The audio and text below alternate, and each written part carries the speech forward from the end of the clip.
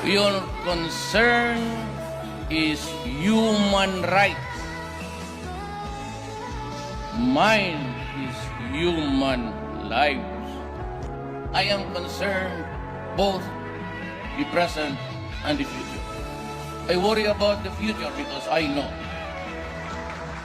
what crimes can do to the youth of this country if not stopped. Crimes can make humans cesspool of succeeding generations. I will not allow it to happen. Not during my term. Human rights to me means giving Filipinos, especially those at the society's fringes, a decent and dignified future. The lives of our youth are being wasted and families are destroyed. And all because of the chemical called shabu, cocaine, cannabis,